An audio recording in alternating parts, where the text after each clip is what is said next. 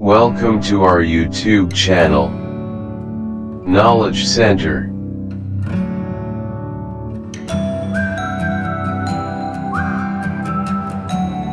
नमस्कार दोस्तों, मैं मंजन एक बार फिर से आपका हमारे YouTube चैनल नॉलेज सेंटर पर हार्दिक स्वागत करते हैं। आज हम जानेंगे मैथ के एक ऐसे टॉपिक के बारे में जो हमारा पिछले वीडियो में कंप्लीट नहीं हुआ था, उसी को आज हम आगे लेते हैं। वह हमारा टॉपिक था विभिन्न संख्याओं के योग, यानी कि हम जान रहे थे विभिन्न संख्याओं का जो योग होता है उसको हम किस तरीके से आसान भाषा में निकाल सकते हैं। तो हमने पिछली कक्षा में पिछली वीडियो में जो देखा था वो प्राकृत संख्याओं के योगफल के बारे में।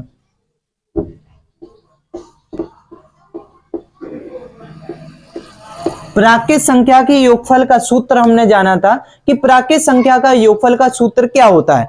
तो हमने देखा था इसका फॉर्मूला जो होता है n प्लस 1/2 होता है। यहां पे n शब्द का प्रयोग हमने किया था अंतिम उत्पाद के रूप में, यानी कि अंतिम संख्या के रूप में हमने इसका प्रयोग किया था। चले, इसके बाद हमने दूसरा देखा था सम संख्या का फॉर्मूला। सम संख्या का फॉर्मूला जो हमारा था वो था n प्लस 1। यहां पे n जो था अंतिम उत्पाद था, अंतिम संख्या थी हमारी। इसमें हमने देखा था कि अगर हमें 1 से लेके 100 तक के बीच की 100 तक की संख्याओं का योगफल चाहिए, वो भी कैसी, सम संख्या के अंदर। तो हमने देखा था 1 से 100 तक के बीच में हमारी जो सम संख्याएं होती हैं वो 50 होती हैं। इस 50 को हमने लिया था n शब्द के रूप में, n हमारा 50 हो गया। 50 प्लस 1 तो हमारा इस तरीके से आया था 51, और इनका मल्टीप्लाई करेंगे तो हमारा आंसर निकल आएगा। इसके बाद आज हम जानेंगे विषम संख्या के बारे में। विषम संख्या के बारे में आज हम देखेंगे विषम संख्या का अगर हमें योगफल निकालना है कि विषम संख्या का योगफल कितना होता है, वो भी आसान भाषा में। तो हम देखते हैं कि इसका एक फॉर्मूला होता है n का स्क्वायर। इस फॉर्मूले के द्वारा हम किसी भी संख्या के विषम संख्या का योगफल आसानी से निकाल सकते हैं। चलिए देखते हैं एक सवाल के बारे में। लिखा हुआ है 1 से 100 तक की विषम संख्याओं का योगफल ज्ञात कीजिए।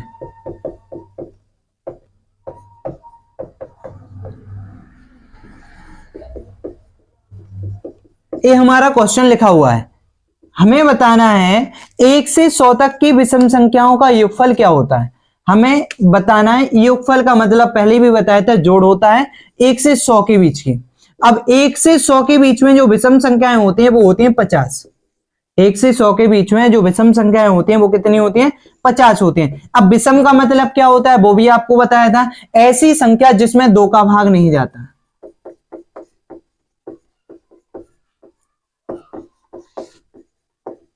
ऐसी संख्या जिसमें 2 का भाग नहीं जाता है वह हमारी कौन सी संख्या होती है, विषम होती है। अब हमें पता है 1 से 100 के बीच में कितनी विषम संख्या होंगे, 50 होंगे। क्यों 50 होंगे? क्योंकि विषम का मतलब होता है 1 3 5 5 के बाद 7। इस तरीके से हमारी जो लास्ट संख्या होगी वो कितनी होगी, 99 होगी। और इनको जब काउंट करेंगे तो टोटल निकलेंगी 50। जब 50 संख्याएं होती हैं तो इसका फॉर्मूला होता है n का स्क्वायर। तो n स्क्वायर इसका फॉर्मूला हुआ, तो 50 का स्क्वायर। अब 50 का स्क्वायर क्या होता है, 50 का स्क्वायर जो हमारा होता है वो होता है 2500। तो इन संख्याओं का जो योगफल होगा वो कितना होगा, 2500 होगा। अब चलिए जानते हैं तुम्हारा जो वर्ग है उस वर्ग को आसानी से कैसे सॉल्व करें, क्योंकि कई बार ऐसा होता है कि हमें वर्ग याद नहीं होते हैं, और जब वर्ग याद नहीं होते तो उसे आसान तरीके से किस तरीके से सॉल्व किया जाता है उसको भी हम देखते हैं। हमने बोला 50 का वर्ग, तो इसको लिखते हैं 50 गुणित 50। 50 का वर्ग क्या होगा हमारा, 50 गुणित 50 होगा। अब 5 का पहाड़ा तो सबको याद होता है, 5 की टेबल जो है सबको याद होती है। तो 5 की टेबल क्या हुई, 5 का 5वें टेबल हमने किया तो हमारा आया 25, और लास्ट में 2 जीरो हैं तो उन 2 जीरो को हमने अब लगा दिया तो हमारा हो गया 2500। क्योंकि ये जो होती है आसान ट्रिक होती है। अगर हमें नहीं पता है 50 का स्क्वायर क्या होता है, तो हमें दो जो जीरो होंगे उन जीरो को हम पीछे लगा देंगे और जो संख्या है उनका आपस में गुणा कर देंगे और हमारा आंसर आसानी से सॉल्व हो जाएगा। चलिए देखते हैं एक और। जैसे हमने बोला 100 का स्क्वायर, अब हमें नहीं पता है कि 100 का स्क्वायर क्या है, तो हम क्या करेंगे, 100 गुणे 100, कितनी जीरो हुई, 2 दूनी 4, 4 जीरो हमने लगा दिए, तो हमारा कितना हो गया, 10,000 हो गया। तो ये जो होती है सिंपल ट्रिक होती है। हम जितनी भी संख्याएं हैं हमारे पास 70 है, तो 70 का 70 गुणे 70, 7 की टेबल हमने की तो 7 7 49 और डबल जीरो, ये आंसर हो गया। तो ये हमारी जो होती है आसान ट्रिक होती है। इस ट्रिक के द्वारा हम क्या कर सकते हैं, आसानी से स्क्वायर को, वर्ग को याद कर सकते हैं या फिर हम इसको सॉल्व कर सकते हैं। इसी तरीके से और भी कई सारी मेथड होती हैं जिनके द्वारा हम स्क्वायर को आसानी से याद कर सकते हैं।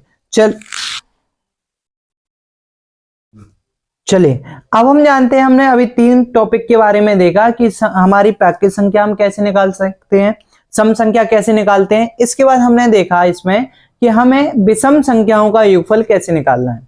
अब हम जानते हैं हमारा जो दूसरा टॉपिक यहां से शुरू हो रहा है वो हमारा है क्या, हमें बता करना है सबसे बड़ी संख्या, बड़ी संख्या, सबसे बड़ी संख्या। अब सबसे बड़ी संख्या का मतलब क्या है, सबसे बड़ी संख्या का मतलब होता है हमें पता करना है एक अंक की सबसे बड़ी संख्या।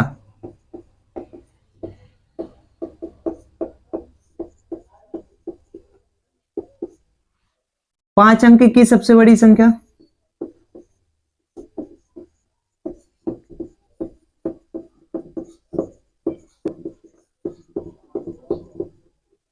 या फिर 50 अंक की सबसे बड़ी संख्या।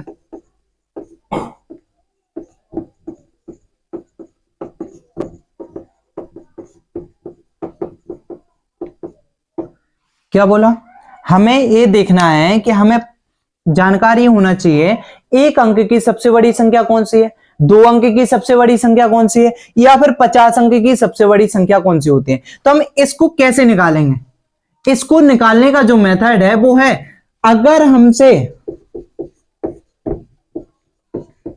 सबसे बड़ी संख्या की बात करें तो हमें 9 अंक को देखना है। किस अंक को देखना है, 9 अंक को याद करना है। अब 9 अंक क्यों याद करना है, क्योंकि जितनी भी बड़ी संख्या पूछी जाएंगी, जितने भी नंबर की पूछी जाएंगे, उतनी संख्याओं में 9 को ऐड करते जाओ। 9 को ऐड करने का मतलब उतनी बार 9 को लिखते जाओ, उतनी बार 9 को लिखते जाओ। जैसे एक अंक की बोली तो एक अंक की सबसे बड़ी संख्या 9 है, 5 अंक की बोली तो 5 बार 9, 1 2 3 4 और 5 कितनी हो गए, 99,999। 5 अंक की सबसे बड़ी संख्या 99,999, एक अंक की सबसे बड़ी संख्या 9। इसके बाद अगर 50 अंक की बोले तो हमें कितनी बार 9 ऐड करना है, 50 बार 9 को ऐड करना है। जितनी बड़ी संख्या की बात होगी तो उतनी बड़ी संख्या में हमें सिर्फ 9 को ही ऐड करना है, इसके अलावा तो दूसरी संख्या को ऐड नहीं करना है। 6 अंक की बात करें तो 1 2 3 4 5 और 6 कितनी हो गई, 9,99,999। 7 अंक की बात करें, 8 अंक की बात करें, या फिर कितने भी अंक की बात हो, तो हमें विशेष रूप से याद रखना है। एक बात हमें छोटी छोटी सी बात होती है लेकिन बहुत ही लाभदायक होती है, क्योंकि जब हमारे कंपटीशन एग्जाम होते हैं तो उन कंपटीशन एग्जाम में यहीं से क्वेश्चन लिए जाते हैं कि एक अंक की सबसे बड़ी संख्या और एक अंक की सबसे छोटी संख्या का अंतर क्या है। तो अब वो कैसे निकालेंगे, क्योंकि अगर हमारे पास ट्रिक नहीं होगी तो हम उसी क्वेश्चन को सॉल्व करने के 5 मिनट लगाएंगे, लेकिन अगर हमारे पास ट्रिक होगी तो उसी बात को हम आसानी से सॉल्व कर सकते हैं। जैसे हमसे पूछा 5 अंक की सबसे बड़ी संख्या कौन सी है और 5 अंक की सबसे छोटी संख्या कौन सी है, तो वो हमें पता होना चाहिए कि किस तरीके से हम उसे आसानी से निकाल सकते हैं। तो अभी हमने सिर्फ देखा सबसे बड़ी संख्या कौन सी है। सबसे बड़ी संख्या ज्ञात करने के लिए हम उसमें 9 को ऐड करते जाते हैं, उसमें 9 को बढ़ाते जाते हैं। अब हम देखते हैं कि सबसे छोटी संख्या हमारी कौन सी होती है। चलिए अब हम जानते हैं सबसे छोटी संख्या को हम कैसे निकालेंगे। अभी हमने देखा कि अगर हमें बड़ी संख्या को निकालना है तो बड़ी संख्या में हम सिर्फ 9 को ऐड करते जाएंगे। हम बड़ी संख्या में 9 को जोड़ते जाएंगे, यानी कि 9 को ऐड करते जाएंगे, जोड़ेंगे नहीं, उसमें हम ऐड करते जाएंगे उतनी बार तो हमारी बड़ी संख्या निकल आएगी। अब हम देखते हैं सबसे छोटी संख्या को कैसे करेंगे। जैसे हमने बोला एक अंक की सबसे छोटी संख्या,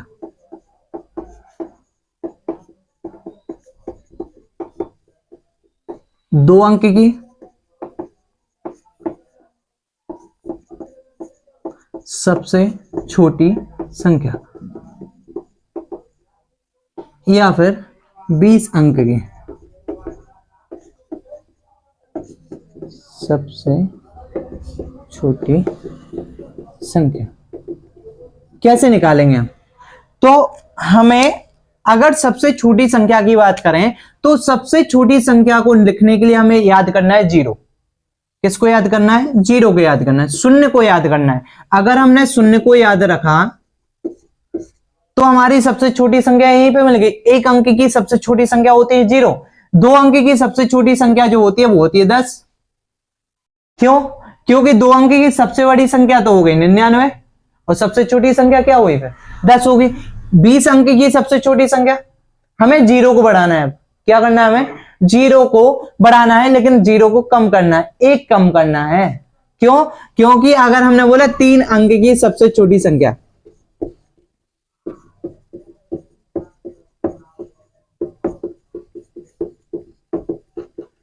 तीन अंक की सबसे छोटी संख्या क्या हो गई?